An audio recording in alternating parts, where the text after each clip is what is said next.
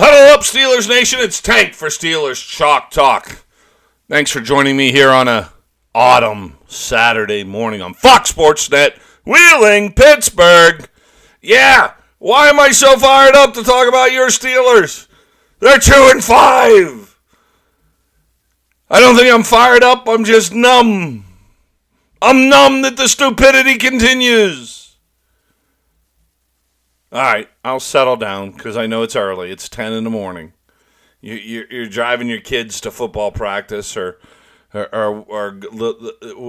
to cheerleader practice, and you don't need me screaming at you about what is obvious. And what is obvious is obvious. And the next time I'm in the press conference, I'm going to ask Coach Tomlin this question. Coach Tomlin,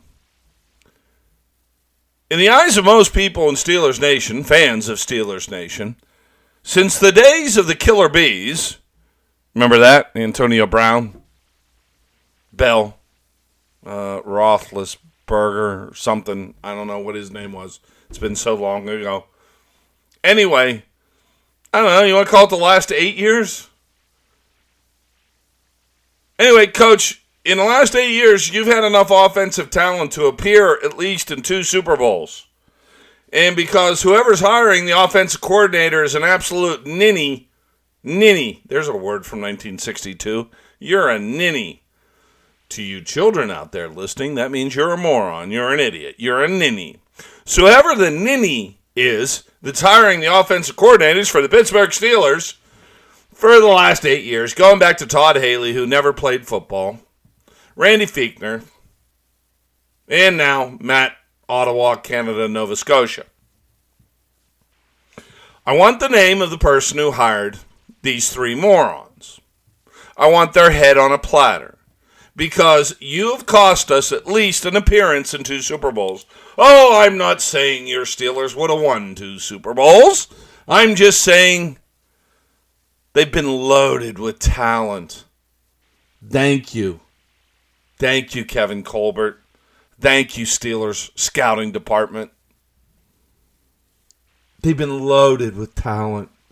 They should have been to 2 Super Bowls. Who amongst you right now, if I said, hey, Larry, hey, Stephanie, I'm going to give you $4 million a year, that's what Mike Tomlin makes, to be the head coach of the Pittsburgh Steelers. And you, Stephanie, would say, thank you, Tank. Thank you for the $4 million. And I would ask you this question to begin. Are you happy with the level of talent you have at tight end, wide receiver, and running back? So ask yourself that right now. Are you happy with the talent you have at your skill positions? Leave quarterback out of it, Stephanie. The answer is yes. Are there some problems? Claypool's maturity, yes.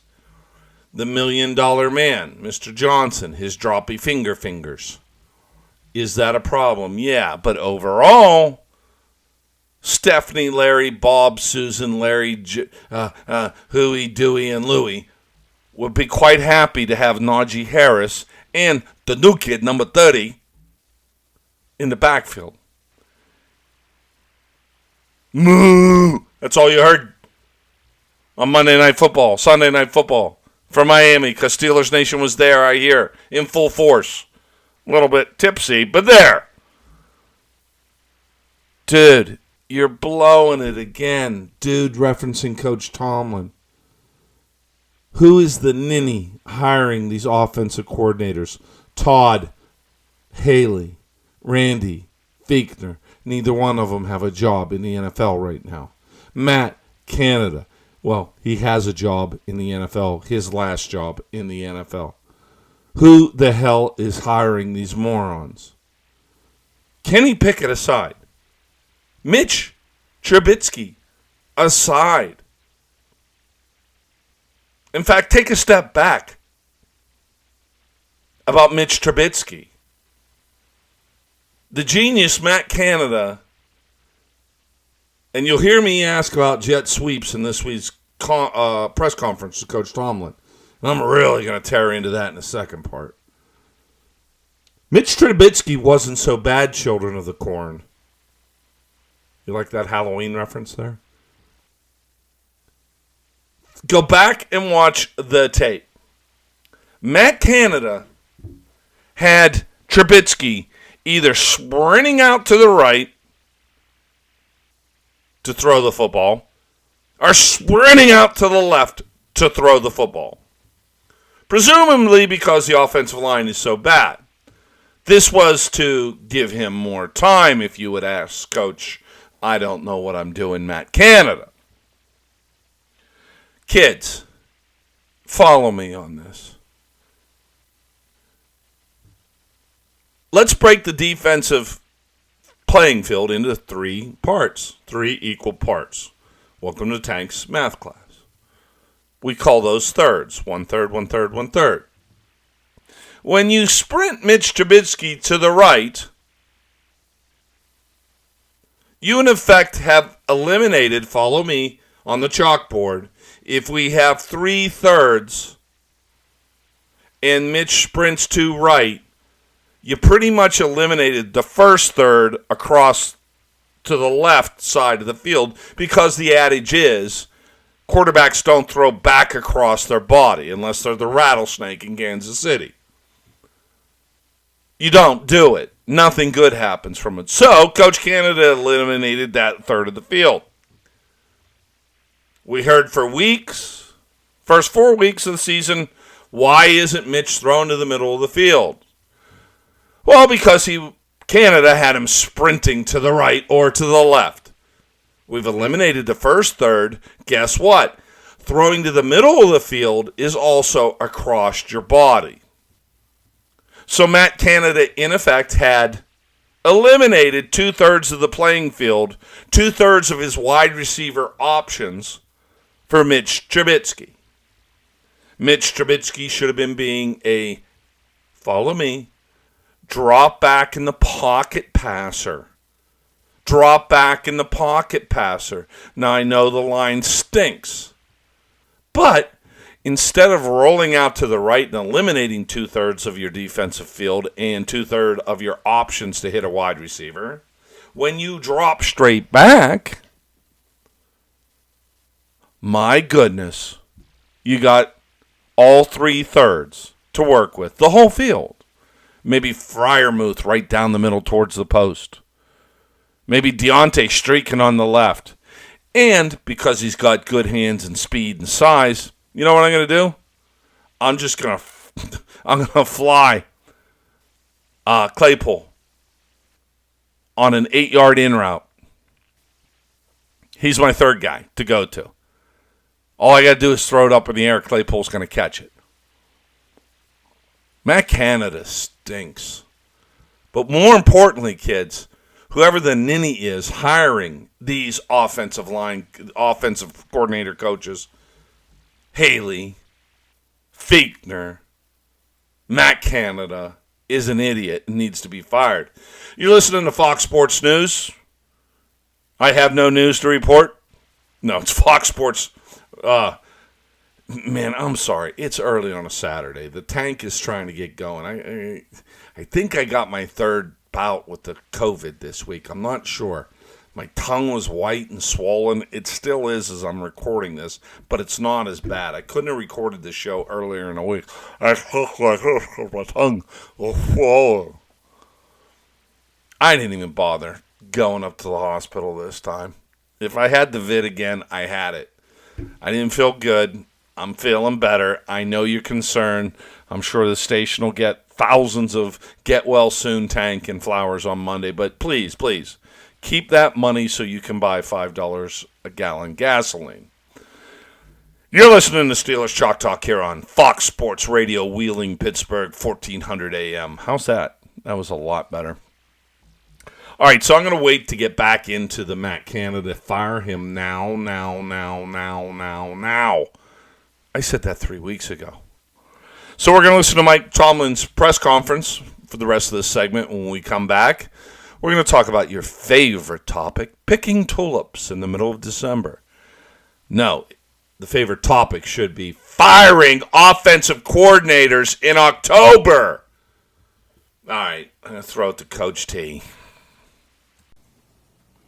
Good afternoon. I'll start with a synopsis of our last performance, as I always do.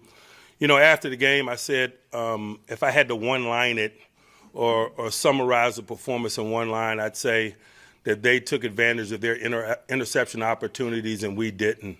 And in further analysis, that's still probably, my high-level perspective on it. Obviously, there's a lot of variables at play in terms of determining winning and losing.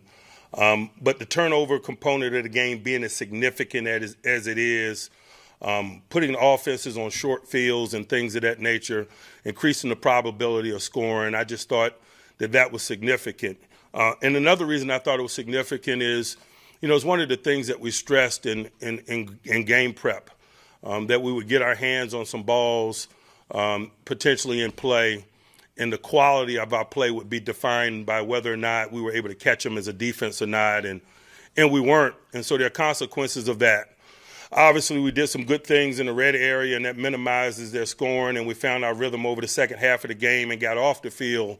But we didn't do a good enough job of taking advantage of those opportunities and thus putting our offense on the short field. Their group did put their offense on a couple of short fields, and I think that's essentially the difference in the game. We were able to drive the field over the second half of the game offensively, but we were seemingly always on the long field, and things happen, whether it's penalties and then putting us behind the chains and then turnovers as the sand ran through the hourglass. I just thought that we could have helped our collective effort if we minimized that -3 component of the turnover game and delivered a short field for our offense, and obviously kept them on longer fields. I thought a component of the game also that shaped how the game unfolded, if you will, is, oftentimes when we're the first time in a stadium versus a new group, Tua, Coach McDaniels, their weapons, it takes a while for you to get a feel of how they function and what it is that we need to do to minimize it. And I thought that could have been reflective of us as a defense kind of early on, left-handed quarterback and some of the things that they do. I thought as the game wore on, we got more comfortable with getting a feel. Oftentimes, particularly when you got a right-handed quarterback during the course of the week and you actually had a left-handed quarterback in stadium, I just thought it took us a minute to get our bearings, and that's why they were able to put together a couple of drives there early. But I like the fact that our guys didn't blink. They realized it's a 60-minute game. We were able to work our way back into it. But, again, I thought their turnovers and our lack of turnovers down the stretch became the storyline after the initial start. From a health standpoint, Levi Wallace is being evaluated for his shoulder. His availability is in question. Josh Jackson has got a groin. I don't know that his availability is in question, but it may affect his participation at the early portions of the week. Some guys that are on IR, like T.J. Watt and Calvin, I got no update. As I sit here today, their inclusion this week is highly unlikely, and so there's no news there. And so the rest of it's bumps and bruises associated with play. All the concussion protocol guys had no issue coming out of the last game, and so we lean in on this week's prep with a clean slate, if you will, as we get started toward Wednesday. Now let's talk about this week's challenge, man. The Philadelphia Eagles, undefeated group in their venue, is an awesome challenge. I see some really tangible reasons why they're undefeated, to be quite honest with you. They're plus 12 in the turnover game. They've gotten 14 turnovers on defense. They got corners who are a veteran group. They're highly ball aware. They got good ball skills. They got a front that applies pressure and creates an environment where turnovers happen. They're highly ball aware. If you watch their sack reel, their rushers are not only trying to take down the quarterback, but they're trying to take down the ball, and they get a lot of sack fumbles because of it. That's a component of it that produces the plus 12, but also they've only turned the ball over 2 times in 6 football games. They're unbelievably efficient in terms of maintaining possession of the ball, and it starts with their quarterback, Jalen Hurts. Man, I just got so much respect for him in the way he plays the position, his intangible quality. his leadership skills, his prudent decision-making, his prudent use of mobility at the position. It's all really good, and that's why they have very little negativity in their offense. They utilize his mobility schematically in situational moments. It's challenging for the defense on possession downs in the tight red. I think he's got 6 touchdowns via the ground. And so that turnover component and his prudent decision-making, his ball security, and the ball skills in that secondary are the reasons, significant reasons why they're an undefeated group. I'll get in more detail because obviously it goes beyond that. On offense, Jalen's got an awesome collection of eligibles to throw the ball to. A.J. Brown is a big and strong guy who's tough to get on the ground after the catch. He's got strong hands. He's a combat catcher. The other 2 primary guys, Smith and Watkins, man, are skedaddlers. I mean, they can get out of town on you. They can take the top off the coverage. They're quality players. They got really good tight ends. They utilize them well to supplement their run and misdirection passing game. And in interior verticals, man, their tight ends are awesome. They got a veteran kind of an offensive line group, man.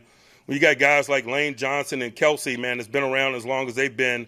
They're anchor points, if you will, of the group, and I see good continuity within that group. And so when you talk about the cast of eligibles, a strong offensive line group and a quarterback that has mobility and uses it appropriately and makes good decisions, you see why they're doing the things that they're doing. And hadn't even mentioned the 4-1-2er, Miles, who is a quality running back. And so they got a good offense. They got good players at all positions. It's going to be a big-time challenge from our perspective. And when they have weapons like that, it's not about shutting them down and stopping everything that they do. It's about prioritizing when we get focused on what components of their offense.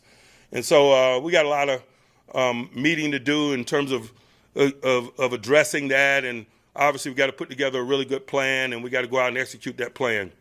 From an offensive perspective, I think it starts first and foremost with their front and how do we minimize their impact on the game. Guys like Fletcher Cox and Javon are catalysts for what goes on over there.